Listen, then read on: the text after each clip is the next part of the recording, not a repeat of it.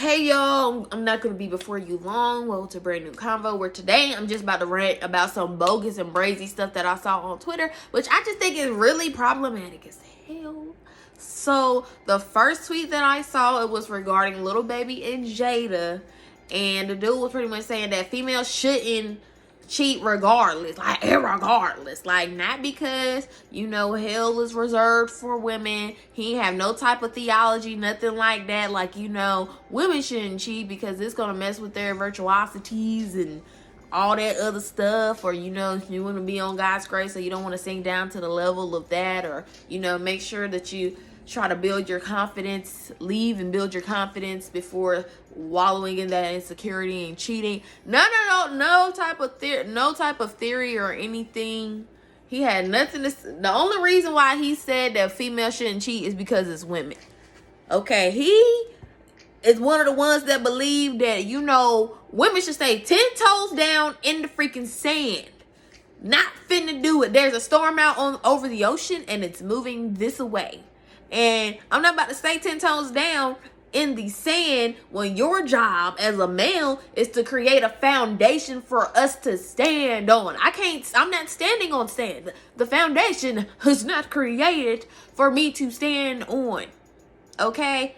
You made a creation. You decided to build a relationship on sand. Okay? You didn't lay down no proper foundation and the storm is coming. All right? An actual relationship issue is happening and the foundation is trash. So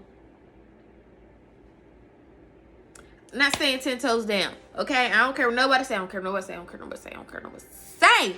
I don't care what nobody say. Cheating is not a hardship of a relationship. That should be the period of the relationship. That should be the period. It's over.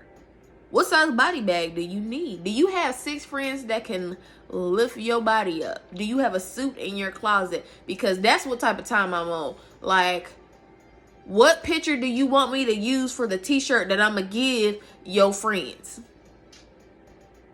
Because nah.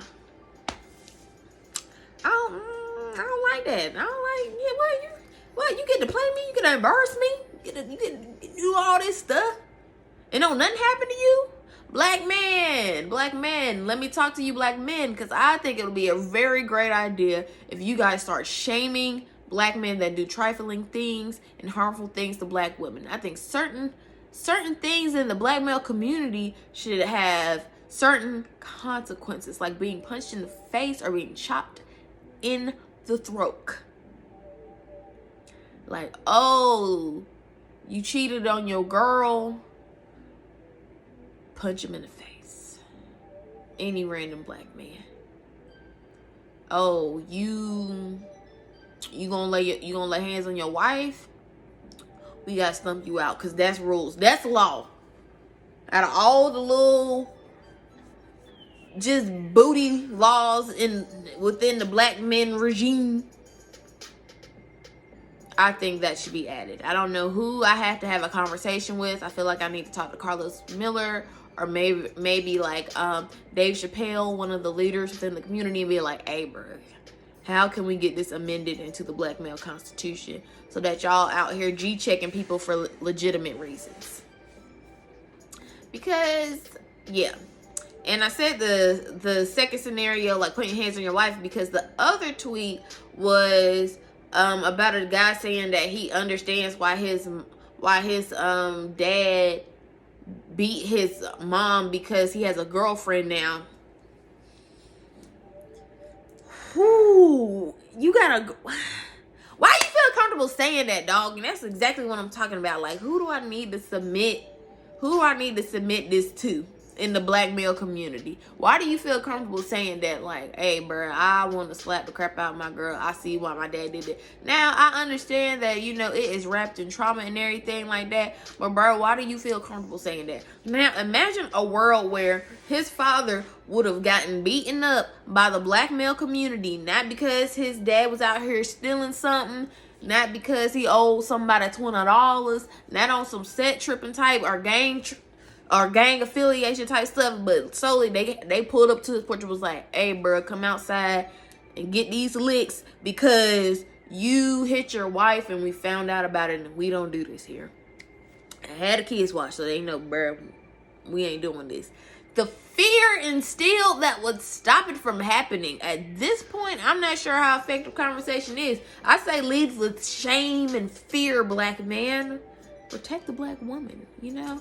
This is weird. God's divinest creation. So you want to make sure you protect it, okay? Stay in God's good graces. Y'all can't be out here abusing God's favorites, okay? Don't do that. Don't do that. All right, so then my last little snippet is T.I. He just can't not say nothing. He just can't not say nothing. And he said something about like having a thought hour with your daughter. Like, you need to spend time with your daughter to make sure that she ain't out here being no thought. Like, you gotta make sure to do that. And I think that is so bogus. I think that if the environment is not conducive for whatever you're teaching, then it's going to be hard to apply. For example, take a couple of Atlantic salmon and stick them in Myrtle Beach. Stick them in Myrtle Beach water. See what happens. You're going to have salmon with legs because the environment is not conducive for them to flourish. It's not conducive for them to do whatever they want to do. Well, how would you shift the environment in a human scenario? Accountability within the black male community, so that your daughter isn't learning to be this loyal and homey individual that, you know, just is just gonna try to be the most daintiest and yes woman she can be, so that she can find a husband, but to also have something for sons that complement that, because you want to shift the environment. So maybe if you tell your sons, hey, if you get a homeboy that like to hit on girls, that can't be your homeboy no more, because there are some people that have had homeboys that was slapping chicks up in middle school, and then in high school they were still putting paws on them, and they still your friend now, and you never said anything. There was never any correction. The environment hasn't changed. So if you're sitting here letting abuser that you witnessed at a very young age continue to do that into adulthood, that abuser is going to run into somebody's adult daughter, and he's going to think that your daughter is exempt, even with all this game, because you don't know how his facade was, because he's been able to sustain without any type of correction. Ain't nobody check him. He ain't lose no friends for what he did. You get what I'm saying? So I just like accountability. It's important. Like, and that's all I gotta say, because, you know, I really didn't want this to be no mad long video, but I just feel like black men, you should just be out here shaming folks, because people are just being reckless. Those are some of the most reckless tweets that I have seen. And T.I. always be on some other stuff, but I'm like, you can't stop the salmon from growing legs if you don't clean up the beach first. If you don't try to clean the water and make sure the algae levels and everything is right, then the chances of your salmon being able to flourish, i.e. your daughter in this new sea that she's in, it's gonna be very difficult. And that's just that on that for anything. Like, if you don't try to contribute to making the environment a better place, then it's gonna repeat itself. There's still men out here with multiple families, probably Asian men. There's still men out here that are in multiple relationships. There's still men out here that are psychologically and physically abusing women. They still have their job. They still have close friends. They still have access to their children, and there's no correction. So where do we go from here, people? Where do we go from here?